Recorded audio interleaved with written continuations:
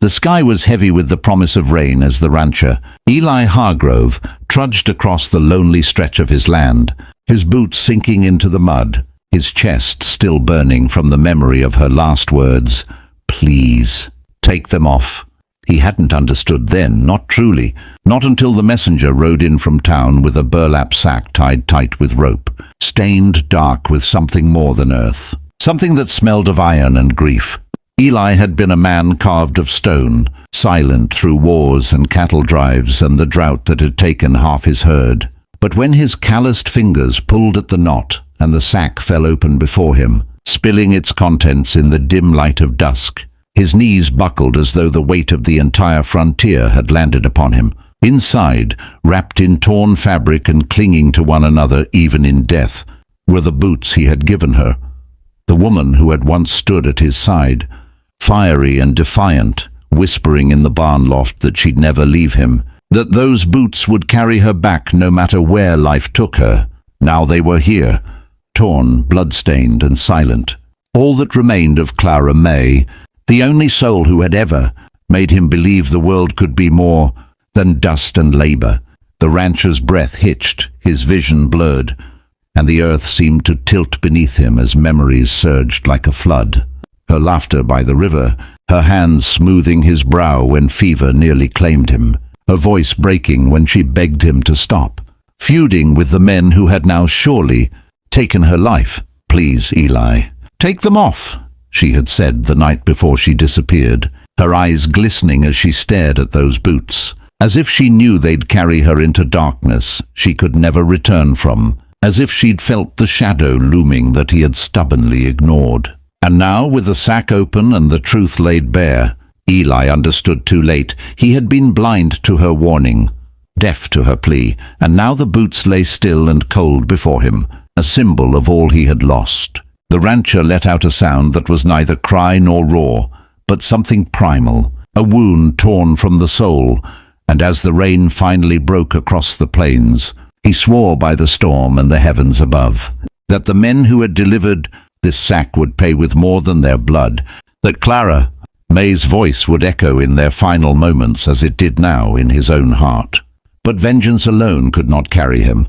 No, he would need to uncover the truth, why she begged him, why she wore the boots that night, and what secret she had tried to shield him from with her last breath. And so, kneeling in the mud with the sack clutched to his chest, Eli Hargrove began a journey that would drag him into the darkest corners of man's greed and cruelty, and perhaps, if fate had any mercy left, toward a redemption he scarcely deserved.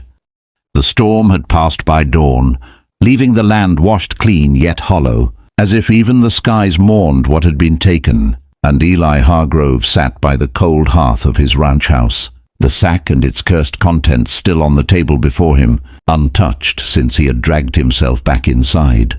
His body ached with fatigue, but sleep had not come. How could it?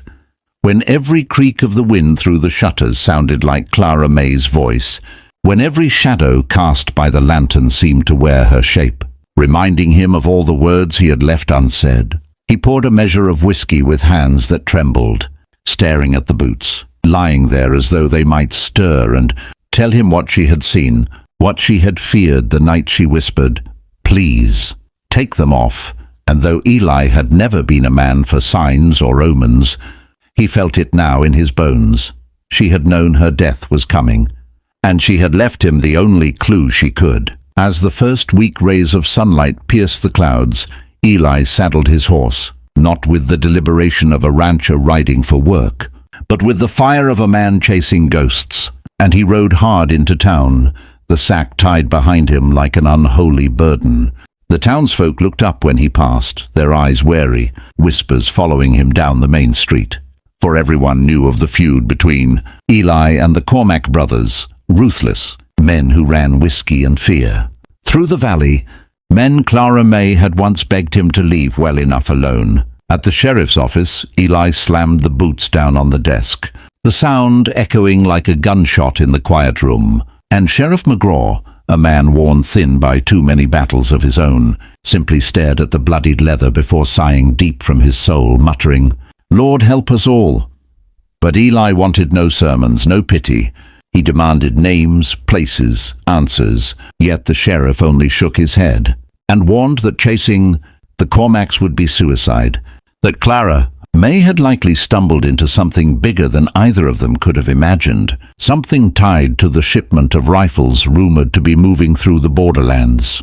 The words were meant to dissuade, but they only hardened Eli's resolve, for the rancher had lost too much to turn back now. As he rode out again, sack slung once more over his shoulder, he felt Clara May's presence in every hoofbeat, urging him onward, pushing him toward a truth he both feared and needed. That night, under the cloak of darkness, Eli found himself outside the old mill by the river, where lantern light flickered.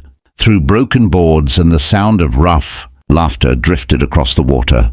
He knew without being told that inside were the men who had taken her, and though his hand shook as it hovered over his revolver, he also knew this was no longer about vengeance alone. It was about understanding what Clara had carried, what secret had been sewn into her final plea. Heart pounding, breath ragged, Eli stepped down from his horse and whispered a